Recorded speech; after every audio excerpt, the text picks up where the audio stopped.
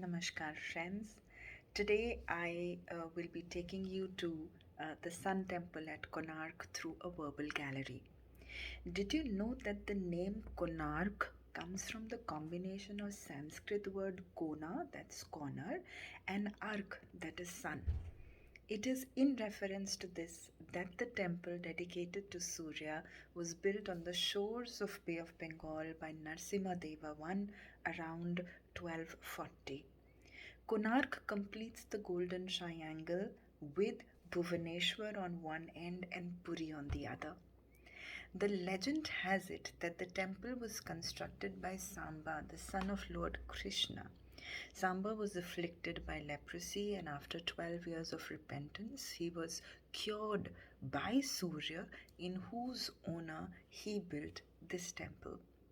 Surya represents the three Vedas, and that is why he is also known as the Trimaya, the form of Lord Narayan. He has expanded himself into 12 divisions, thus controlling the 6 seasonal changes. Yogis who practice the Hatha or the Ashtanga Yoga, they worship this source of light, the source of warmth, and the source of life through Surya Namaskar. The Sun Temple is set on a high base. Its walls are covered in extensive, detailed ornamental carvings.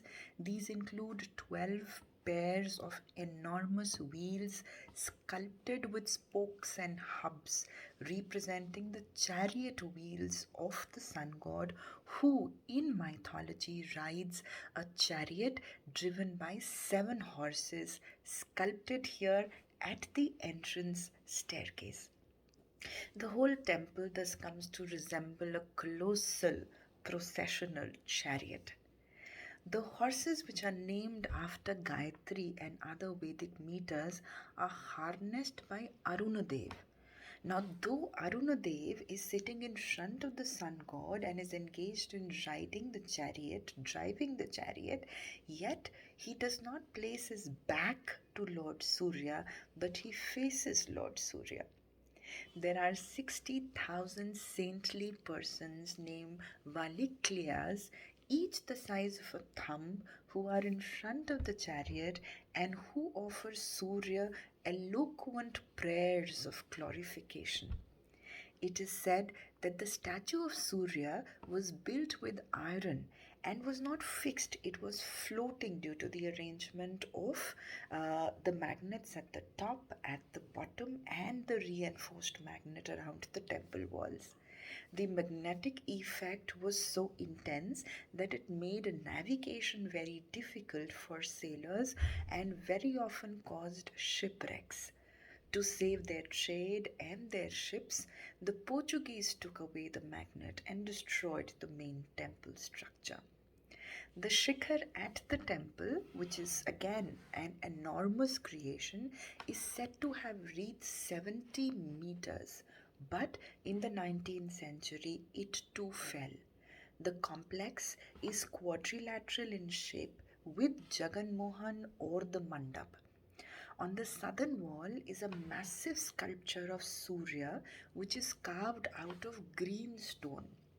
It is said that there were 3 such images, each carved out of a different stone placed on the 3 temple walls, each facing different directions. The fourth wall had the doorway into the temple from where the actual rays of sun would enter the Garbhagriha. The placement of the main temple, and this is to be heard, and Lord Surya had been so aligned that the first kiran, the first ray of the sun from the coast would cross the dancing hall or the Nat Mandir and would fall and reflect from the diamond placed on the crown of Lord Surya. What an awe it must have been! According to Rabindranath Tagore, and rightly so, at Konark, the language of stone surpasses the language of man. Stay tuned for the last lecture tomorrow. Take care. Jai Hind. Namaskar.